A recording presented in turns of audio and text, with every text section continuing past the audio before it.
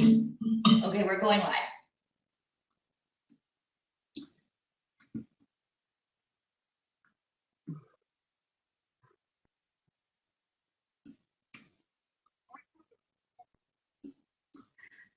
Hello. All right, everybody. I think we're live. I'm going to double check that we are inside of the group. Hello. Okay. All right, everybody. I think we're live. I'm going to double check that we are inside of the. Okay. Sorry, everybody, for the echo. All right, you'll have to forgive us because this is new technology.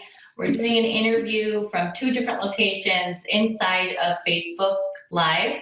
So please just be gentle. We're trying to figure it all out, but it looks like right now we're good and it's working. Okay. So hi, everyone. Tonight's Wild Chat is going to be very different, as you can see, and hopefully we'll have more that are formatted like this in the future because I know I would rather have you guys hear from other people, not for me all the time. But we're here with Linda from Rain or Shine Mama.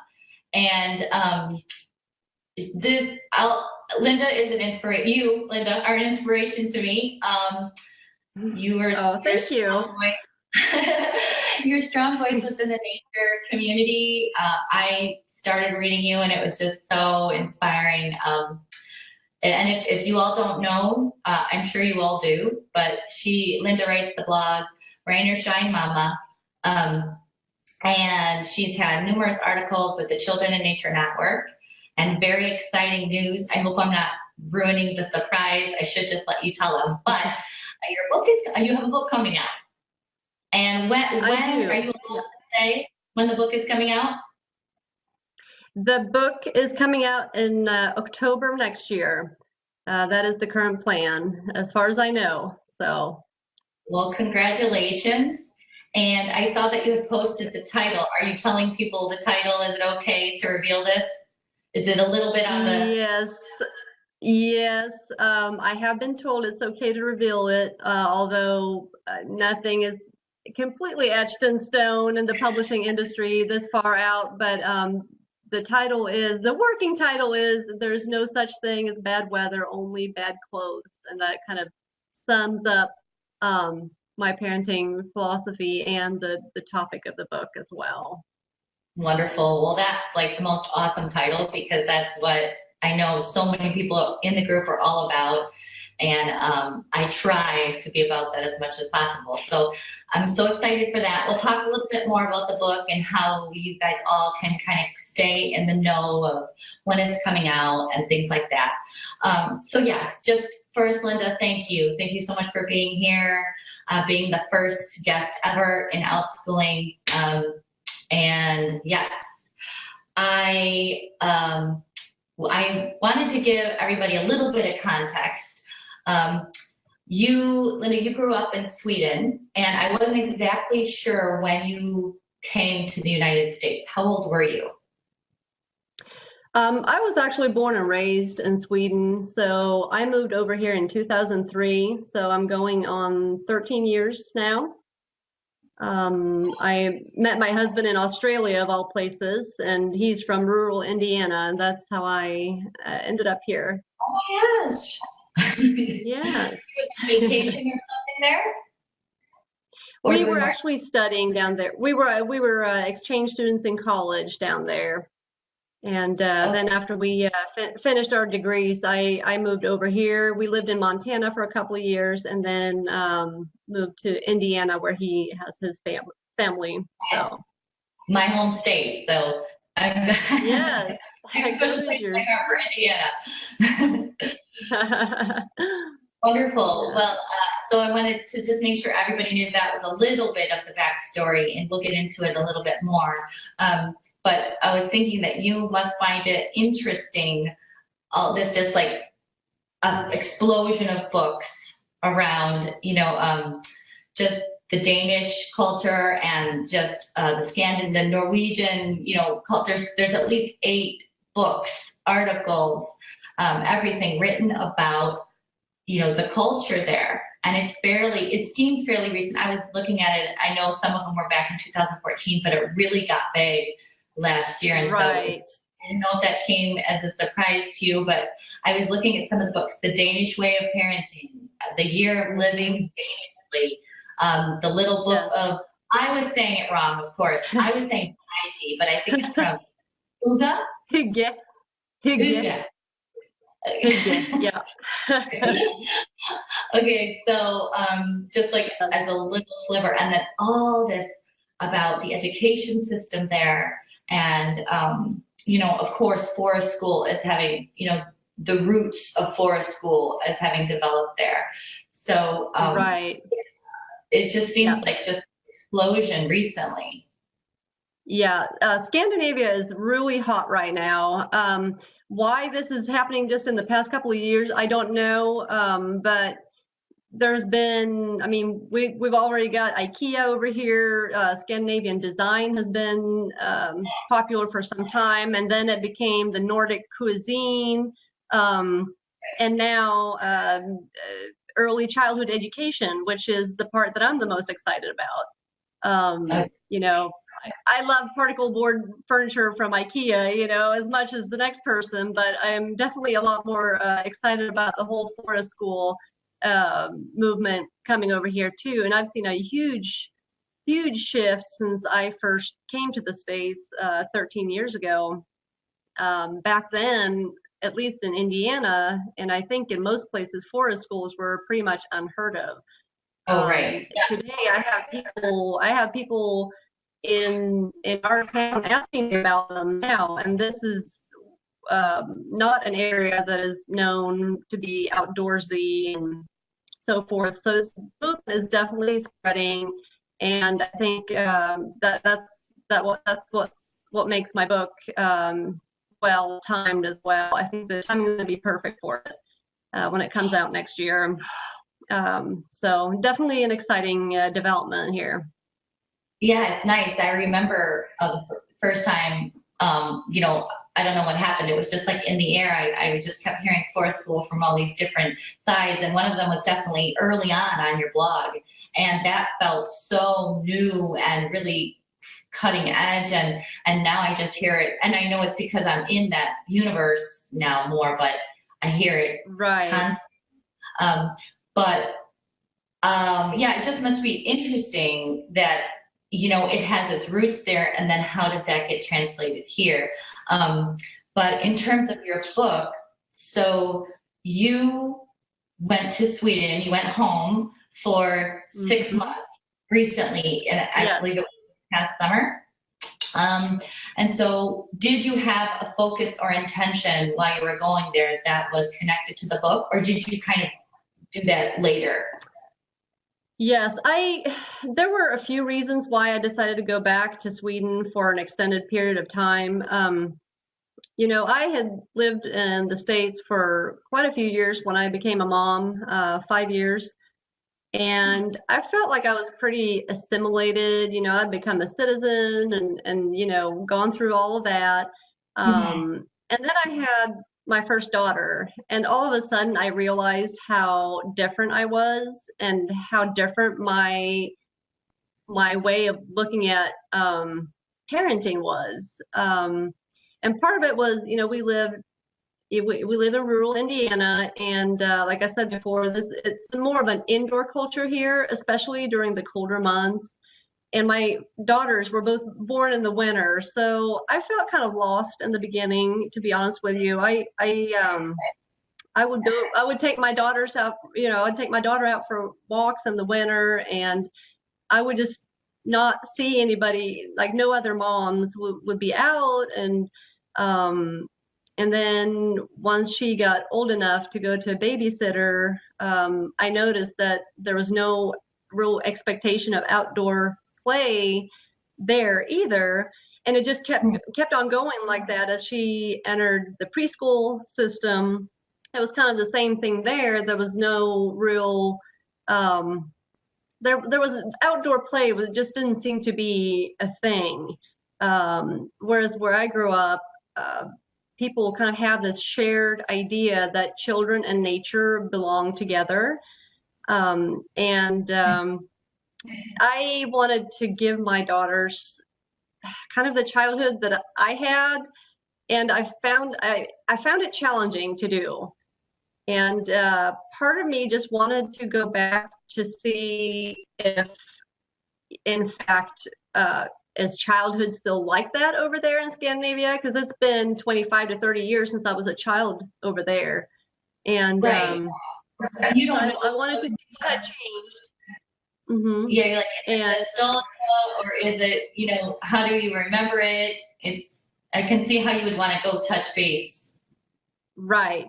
Because I think to a certain degree, we all sort of romanticize our own childhoods, at least if we had a reasonably, happy childhood. So that was part of the reason. And then also, my dad was diagnosed with colon cancer around the same time and was literally fighting for his life for some time. So he had to go through 2 surgeries. And I just realized while I had been gone, my parents had aged. And I felt like I wanted to give them a chance to spend more time with my daughters, sort of on a more everyday basis than what they had been used to, because we've been going back once a year, but just for a few weeks at a time. So that was the second reason. And we arrived sort of right after his second surgery, so we timed it that way. And then third, I also had the idea that I wanted to share the Scandinavian culture with a broader audience over here in the US. So the idea to write about my experience was there as well. Okay, yeah, well, I'm sorry to hear sorry about that. But I'm glad that you got to go over there and had that, just got to have the girls go and see him. It's so important. Yeah, once a year, it's hard. You feel disconnected, and then just getting that time back, and then having that within the context of the family and of writing a book, it's just really powerful. And I think a lot of these books that have been written recently around the topic, not necessarily I think I might be a little frozen. Oh no, I think I'm okay. I'm sorry if I freeze up a little, but you're fine. Yeah. Okay, on the Facebook, if I freeze on the Facebook, just everybody refresh your browser. Mm-hmm. So I'm going to refresh mine now because I was frozen. But what I was going to say is, yeah, I think somewhat the concepts have been come out of, they've been reduced down a lot, which is why I'm glad, to like a little handbook of how to live like, a Norwegian. So that's why I was so happy to really be here with you and get a little bit deeper and talk about what this stuff really means, because, we were talking about Huga, and then you had brought up, well, that there's a different word that as I'm looking into it and listening to you talk about it, kind of more overarching concept that sort of all of Nordic countries share, and that word is, drum roll please, friluftsliv. Is that right? Yay! Yeah, you did really well with that. And I'm already in love with this concept. I've just heard from you and doing some of my own research, but I feel like it extends beyond this whole idea of just wrapping yourself up in a blanket. And again, this is, reductionism with it, and lighting a candle and coziness. I think that is a simplification of the idea of the culture. And instead, right. Friluftsliv is more of a philosophy. I was looking at some, someone had done their PhD on it actually, and mentioned something beyond human. And I liked that idea. And this is, again, my words. I want to talk to you about what it means to you. But that's kind of what, really is, I'm just curious about it. So tell us a little bit about that philosophy And what does it mean to you? And maybe how you feel like you experienced that or saw that, permeating throughout the culture. Right. So friluftsliv, or it loosely translates to open air life. It's more than the sum of all outdoor activities that people take part in. It's really a way of life, and I think it's still very much alive. I can report back from my trip. It's actually more popular than ever. And it's also considered key to raising like healthy, resilient, well-rounded, and eco-conscious children. So the definition of open air life or friluftsliv is physical activity outdoors to get a change of scenery and experience nature with no pressure to achieve or compete. And that last part is kind of important because that's what separates it from, say you go on a 5K, you do a 5K race, for example. Even if you're out in the woods, it's not considered friluftsliv because it does have that sort of competitive factor involved. It's still very good, but it doesn't fall under in that category of open air life. So open air life is more about just being in nature, immersing yourself in nature, and just enjoying nature. It could be like some typical activities, foraging for berries in the woods, cross-country skiing with your kids. It could be, just walking in the woods, camping, and things like that we typically associate with outdoor recreation in the States as well. And I think what's unique in Scandinavia and that makes this all possible is also the right of public access, which is very unique. And that means that although there are private property rights, just like there are here, nature is also considered something that we all sort of share and share together. So you actually have the right to go on private property, use private property, and the only rules. It's a common law, and it's sort of the only rules are that do not destroy and do not disturb. So basically, leave it the way you found it. But you can hike and you can camp on other people's property, and it's especially strong in Norway and Sweden and Finland. It's somewhat weaker in Denmark, but that sort of forms the foundation. So already there, that's kind of a democratization of nature. So everybody has automatically access to a lot of nature just through that. And that's been around for hundreds of years, that rule. And then friluftsliv, that term kind of appeared about 150 years ago. And that's when people started to discover the sort of the healing properties of nature. And the government also started promoting it as a way to, as a preventive healthcare measure, more or less. So, wow. So for example, how it pertains to parenting, I mean, it really, it permeates all facets of life. I mean, it starts with infants and how we practice outdoor napping, for example.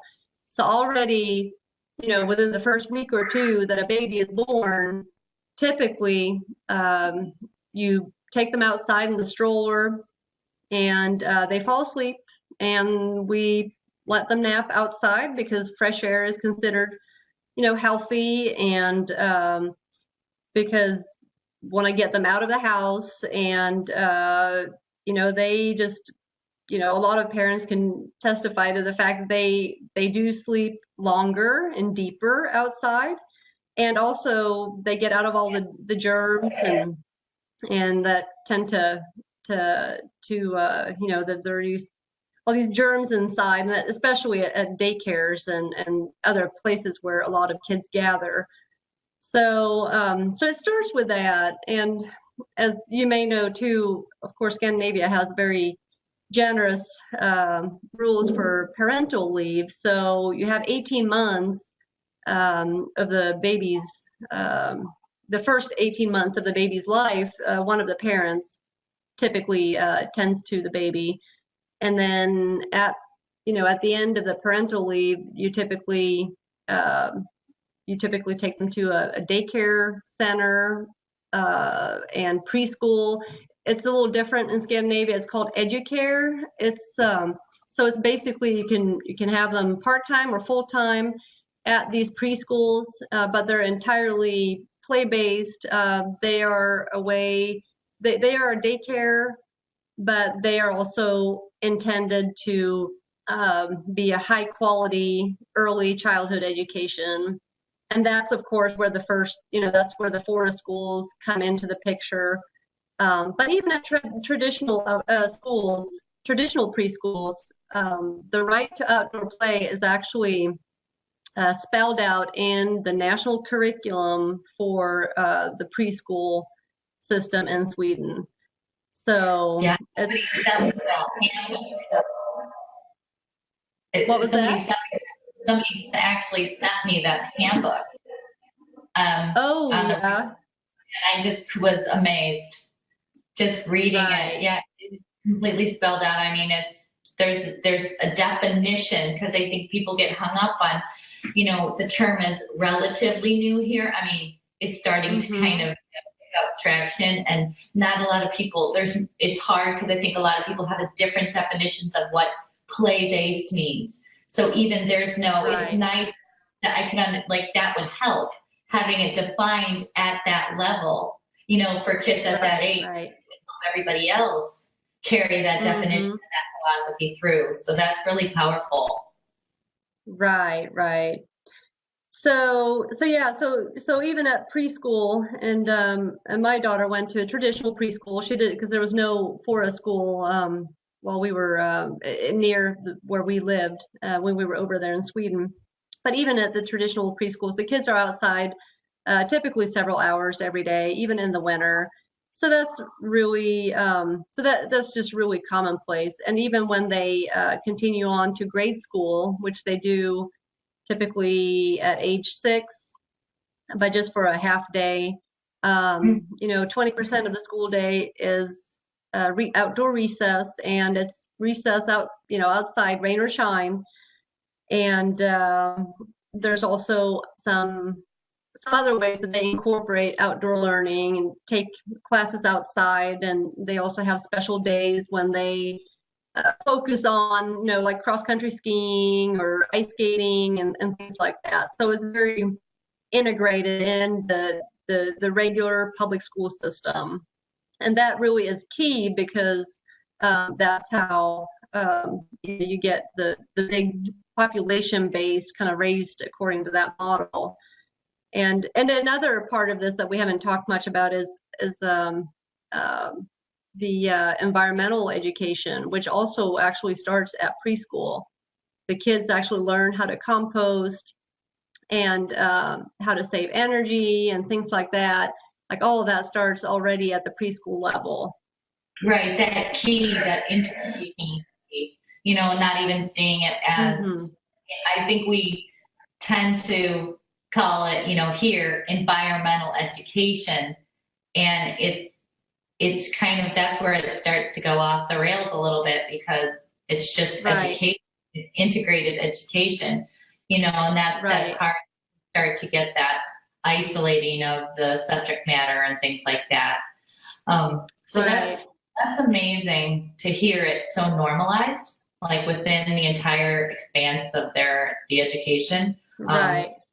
That's powerful. In terms of, is there a social component, do you feel like, to friluftsliv, even when you get older, is it carried over into like the communities or community aspect to it?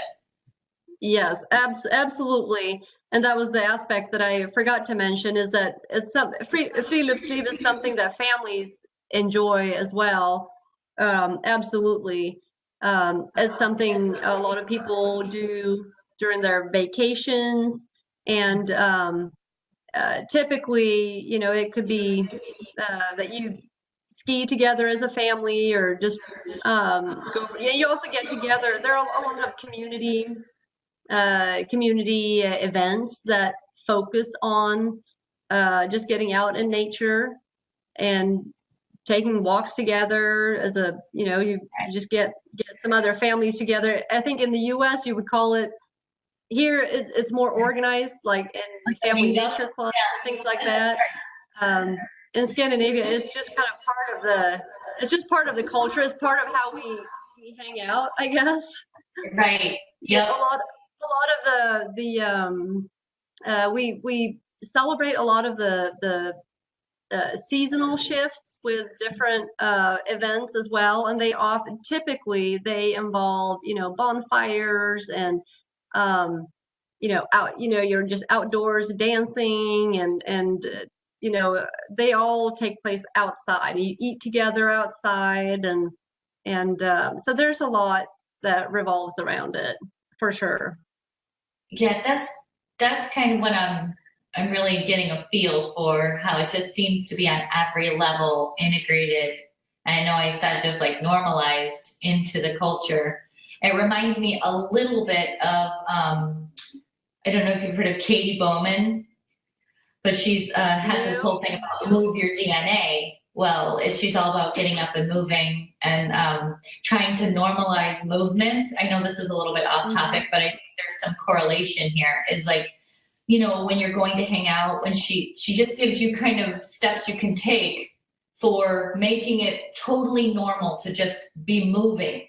So everything that you would typically do sitting, you just do it moving. Like if you're talking to someone, you just have a check, like, am I moving? So it's sad on some level that we have to be this, cerebral with it here.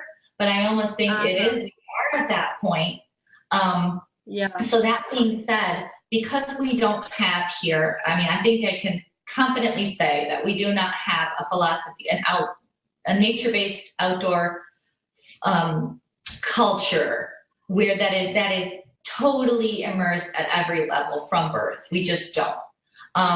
So how can we, starting at the middle, or starting, let's say we have middle schoolers, or even, how can we get that in? Like, how can we, is it possible even to reconnect with that spirit of that? Yeah, I strongly believe that it takes a village to raise a child who loves nature. And I think we need to build up the villages here in the US. I don't think there are any quick fixes to this. I think it's going to be a lot of hard work, and we need to be in it for the long haul, for sure. I think we got some really good things going on right now. Like we were talking earlier about this movement that is just kind of growing and gaining strength, it seems like. I think there's just going to have to be work on more different levels in the U.S. And it starts with a family, and start with the smaller units, I think. So some people choose to homeschool for preschool. I mean, that's fairly common here, and it's not in Scandinavia. So that's a whole different avenue that you can tap into here in the States. Homeschool with a nature-based curriculum, if you will. I do think that kids still need to have that peer-to-peer interaction in nature, but I do know that, are we still on? Oh, I was cutting out a little bit there. I think we're on now. I think we're back. Yep. Okay, great. But I know a lot of homeschoolers have, their co-ops that they get together, where they get together with other families. So I think the key really is to find your tribe, and reach out to like-minded people, and not just on social media, because it's easy to get stuck in your in your Facebook groups and your you know? yeah, but we need to do it in real life too. Right. And also I think, also let others know that this is important. It's not a nature connection is not, it's not a luxury, it is a necessity. And when we shop around for preschools or daycares, that we really emphasize this. And I know when if you live in a small town and there aren't always a lot of options, but if you can find your tribe, you might even be able to work out options. I mean, I could see forest schools being run as parent cooperatives, for sure, as another option. I think the demand for forest schools by far outpaces the supply right now. So I think for this to sort of keep the momentum going and to kind of meet that demand, we might just have to take things in our own hands. My kids are out of preschool now. They're both in grade school, so that phase is I'm through that phase already. But for those of you who are still in that phase, I think that's a great option. And I think once your kids get into the public school system, you kind of have to fight for their right to outdoor recess. We know that's not something that we can take for granted. That's we got to work on many different levels, I think.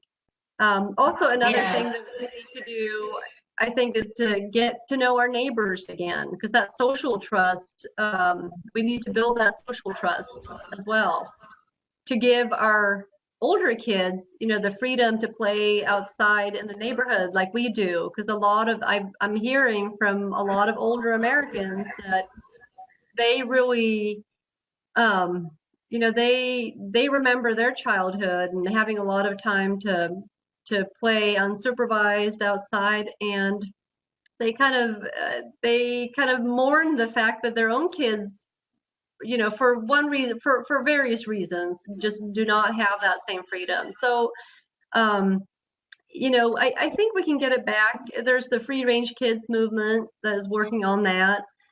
And I think it's about building communities as well. And I also think we need to prioritize outdoor recreation, on our time when we have time off as families, because like I said before, it starts with the families. So we need to work on all of these levels simultaneously.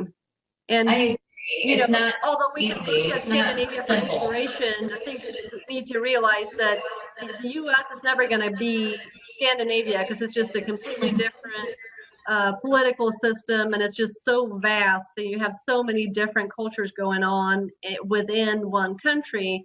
But I think you can start these little seeds across the country, and I think it can make a pretty nice quilt of different movements everywhere. So yeah, I like your idea of kind of decentralizing it and bringing it down to who's around you, what's going to work for you, because like a certain kind of we're doing Forest Fridays with a group of people outside, and that works for us, but that might not work for someone else for so many different reasons. But I think just people making it your own. So I love that idea of kind of taking it into your power, your locally. Right. I'm also a strong believer in creating places where children are able to connect with nature, because the other issue that we have here is, of course, with private property versus public property, and that's something that you don't have to worry about in Scandinavia. But here, I think it's crucial, absolutely crucial, that we have places where children can interact with nature. And I think that if we create those places, I think the kids and their parents will come as well. I'm thinking, nature play areas and things of that nature. Yeah, there definitely has to be a place for people to actually go and connect. Yeah, right. Yeah, it is not simple. It's not an easy answer here, but I do think that more and more people feel like it's important. So that's why it's going to be really important that they have, can reach out to people like you and, reading your book and things like that to get an idea of how they can, you know, just that support to take it to the next level, to get that feeling of freedom outside. Yeah, there's definitely, it takes some effort. But how has it been for you kind of trying to bring some of what you grew up with into your personal family? Did you, do you have any kind of traditions or things or rhythms that you have brought in, things into your own family culture? Yeah, I'm just curious about that. Right. Yeah, I think one of the things that I've brought with me and that will be with me until the day I die probably is that I was always told, by parents and grandparents, teachers, and other caregivers that there's no such thing as bad weather, only bad clothes, and always fresh air is good for you, dress for the weather. So this idea that we have to get outside every day is so ingrained in my psyche. I mean, it's just part of my fabric. It's part of who I am. And that's something that I have instilled in my children as well. So we go outside as a family every day, regardless of the weather. And I think it's, I can tell with my kids now that they're 5 and 8, that they are really used to that rhythm and it's second nature to them now. So they know that we always go outside every day. And I think it's important to start that early on, because if once the kids are in middle school, if they don't have those habits, if they don't form those habits early on, I think they're unlikely to do it at that point. I think it's something that you have to start early. And then you reap the benefits when they get older, because even though I'm sure there will be times when my kids are older, they're gonna get into the social media and they're gonna have their smartphones, and it's gonna be all of that for a few years, but they're still gonna have that foundation, that love for nature that we sort of created for them early on. And so I really think that's very important.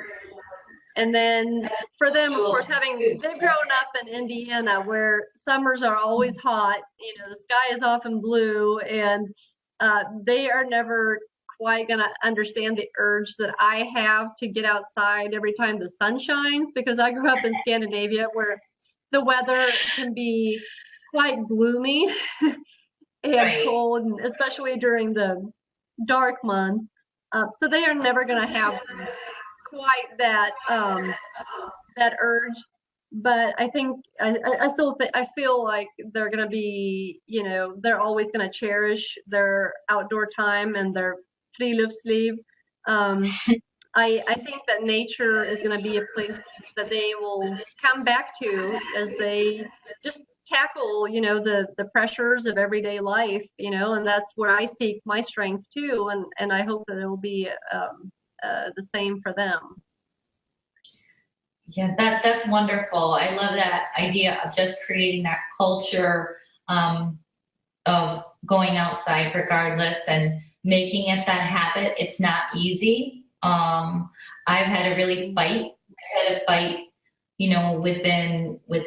I've had to fight with, other family members to change the way we talk about the weather, which seems so, for you, that probably, like you said, it came, second nature, but I actually have to consciously think about it and not say, oh, good day, bad day, putting those value judgments on it. So it is so much harder if you don't grow up kind of with that language, that Right. Yeah, just that. It is like just the words you use are connected to how you're thinking. Mm-hmm. So I think that's wonderful that Yeah, you're giving that natural, you know, inborn sense of it.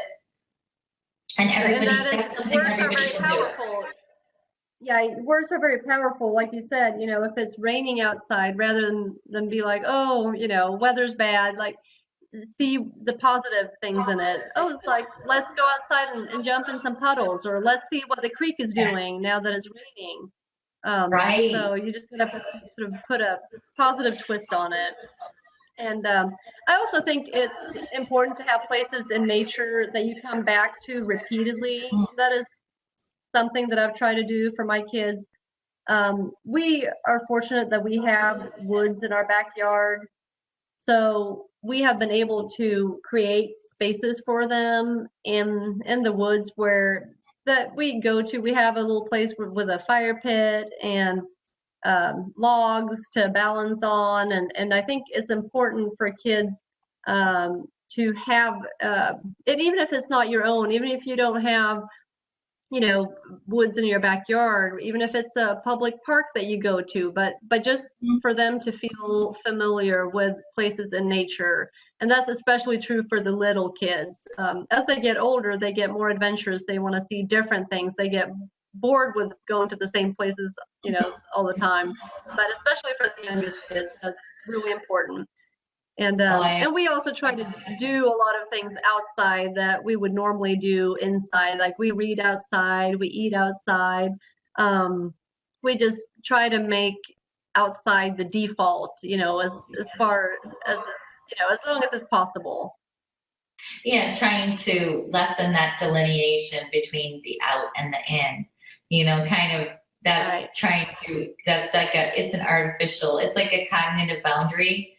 So yeah, trying to kind of soften that is, and I love that idea of giving kids a sense of place. Even if I remember my grandpa's house, there was one tree, but that tree was everything. We made Yeah. it just seemed immense, and we just did so many little things, and that tree was our place.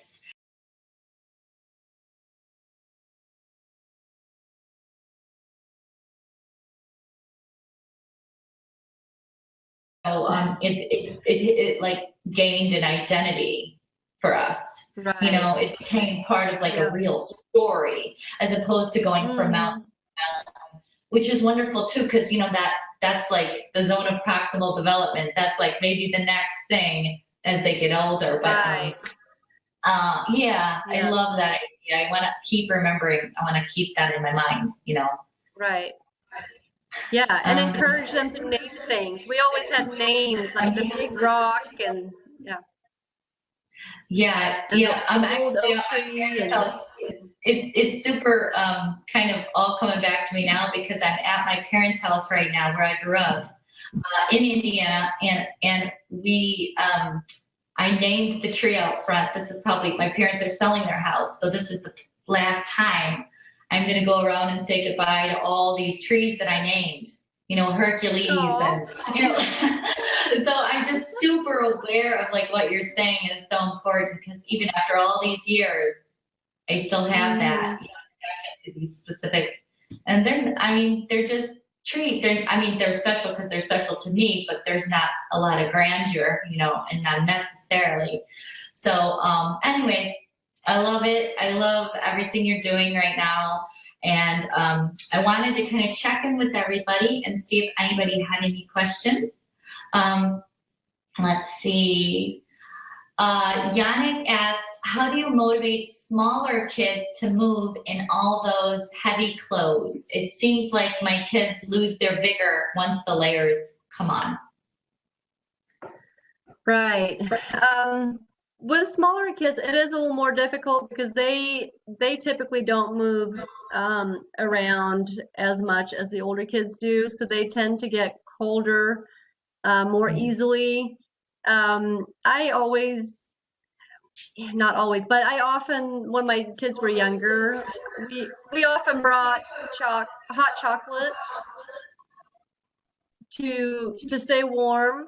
I think if they are not moving around as much, and which is to be expected from the younger kids. I think layering is all the more important, and using, you know, wool clothes like next to the as your base layer, and just making sure that they are bundled up well. Using, like I said, hot chocolate for bring a hot drink, and then just keeping an eye out for any signs of them being cold. I mean, there are things you can do to encourage movement too, like playing games and things like that. But I think in general, the younger kids just do not move as much because it is hard for them. Yeah, it's hard. That's a tough one. I usually tend to get them involved in some sort of separate activity. I know that's the dreaded word, activity, but something right, when they get out there that right away they kind of get invested in, and then of course they go away from it later, and that's fine. Of course, Right. I want them to, but then they're not so focused on their clothes. Instead, they're focused on this thing, you know, like I've hidden ice, you know, colored ice pops outside, Right. just for the moment we get out, and they kind of forget about their layers for temporarily, and then of course they're off, you know, Right. doing whatever they want. And I think, I don't know, that's worked for me, but the clothes thing is hard. But like you said, if you do the wool layer, you can maybe layer less. Because if you had that super warm, if you spend the money, if it's possible, on that closest layer, it kind of, then you can layer less. Yes. Yeah, I agree. So, okay, I'm looking. All right, let's see. Carla said she's having a hard time hearing. I'm just curious if anybody else, how everybody else has this come across for everyone in terms of being able to hear it. But it looks like Yannick came across good for you. So yeah, just let me know how you all experienced this. And it looks like we don't have any other questions. But before I let you go, I just want to let everybody know that in the comment or in the description, I will put a link to where you can head over to Rain or Shine Mama and get on the newsletter, where you can be, Linda, you'll keep everybody in the loop, I hope, on when your book is going to come out, because I know we all want to know. And I'm really excited for that. And so yeah, I'll put that in there. And please, if you have any questions, just put them up there and I can get them to Linda later, and we can answer them through message or through email or something like that. But Linda, thank you so much. I'm like, I want to go to visit now, Sweden. I'm booking my ticket. Thank you so much for having me. It's been great to talk to you. Yeah, this was really good. Thank you for sharing all of your knowledge, and hopefully we can get you back on when closer to when the book comes. Right. We'll do that. Okay. Thank you. Hey, everybody get out there and go look at that moon. Super moon. Will do.